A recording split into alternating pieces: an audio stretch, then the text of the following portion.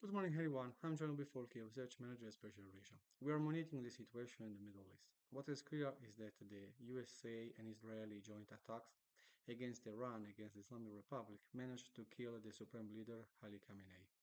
It is a pivot moment for the region because what happened can completely change the situation, the geopolitical dynamics, and also increase the geopolitical risk in the area. Yesterday, on Saturday, 28th February 2026, Israel started a military attacks against Iran, and then also the United States began these attacks, trying to eliminate the chain of command of the Islamic Republic. They managed to kill Ali Khamenei and high-ranking figures inside the Iranian government. Even though they kill these significant figures inside the Iranian Islamic Republic, the chain of command is still active, and in the last 24 hours and also one day and more, Iran managed to counter these attacks and also to organize these retaliations against not only USA military bases and infrastructure in the Middle East, but also Israel. We do not have clearer information, even though on the web and the social media we have different sources, different videos, different claims. This is very hard at the current moment to um, to recognize what is an information, what is just rumors, what is disinformation or misinformation. We are following all the situation for us. We publish three different reports, and we are going to publish more reports. What is important is try to understand how this event can destabilize the region and increase the geopolitical risk. What is clear, first of all, is that USA and Israel organized these military attacks, and they have in their mind that the main goal was to decapitate the leadership and to push the local population to protest or to organize any kind of uprising against the government. Trump stated that after eliminating Khamenei, it is more possible to reach and negotiate. Unfortunately, the US administration and also Israel are underestimating the situation, and also the fact that after what happened in June 2025, when Israel attacked Iran, and then also the USA conduct air strikes on military facility in Iran and nuclear facility in Iran, at the time Tehran started to organize for a possible new round of conflicts. In this case, the strategies of Tehran is very clear.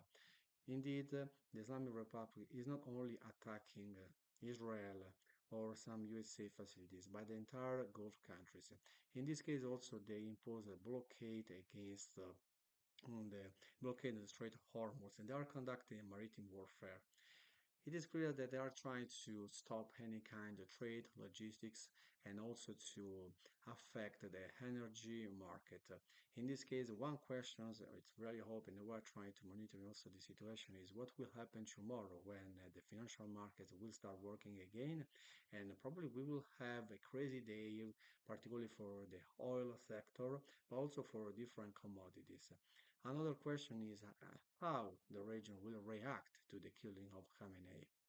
We saw different videos. Some people in Iran are celebrating, but we're watching now different videos that there are a lot of manifestation in support of the government and mourning also the killing of Ali Khamenei.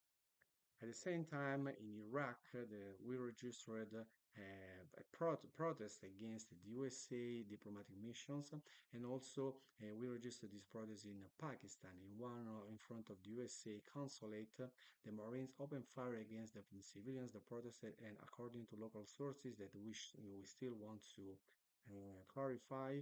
Um, and to verify there were around six victims. At the same time, there were protests in India. What is interesting regarding India is that a few days before the attack, Modi met with Netanyahu and he stated that India is a close partner of Israel. But at the same time, now the Indian government should try to also to manage the situation of the huge percentage of Muslim population inside the country, which is protesting or organized manifestation in support of Iran and against Israel, United States. At the same time, an Iranian imam cleric issued a fatwa, also proclaimed the jihad against Israel, United States. So we are registering a series of risks and threats inside the region, and we should also include in this scenario what is happening between Afghanistan and Pakistan. A few days before the Israeli-USA attacks against Iran started the open war between Islamabad and Kabul. Um, According to Islamabad, the main problem is always that the Taliban are hosting terrorist groups against their territory, which are enemies of the Pakistani government. So we are talking about Taliban Pakistan, and there were also skirmishes and confrontation at the borders. And then Islamabad conducted airstrikes against Kabul and other cities in Afghanistan. The situation is really serious also and threatening in Afghanistan and in Pakistan. And this is the case that the entire region is undermined, is not stable, and this can usually affect not only the countries directly involved in this situation, but also the GCC, but also all the countries, all the investors in the financial market. At the same time, one main question is what probably China and the Russian Federation doing for this situation? Probably they are the huge absent in this case. They issued some complaints, some statements regarding the USA-Israel attacks, and we registered before this conflict that the Chinese and the Russian try to support military support or providing military hardware equipments as to Iran.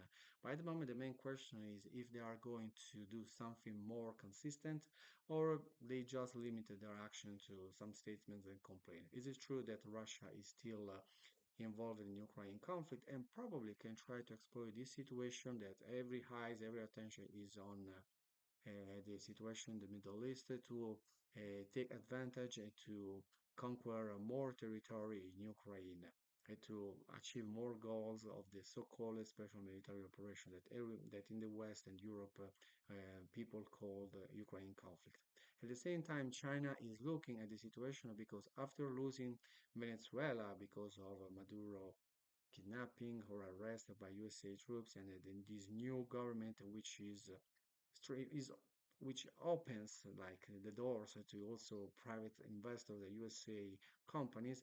Probably the Beijing is risking also to lose an important oil exporter as Iran. And in this case, one benefit one country which can benefit from this situation could be Russian Federation because if Beijing will lose also Iran, the People's Republic of China should rely more on the Russian oil export.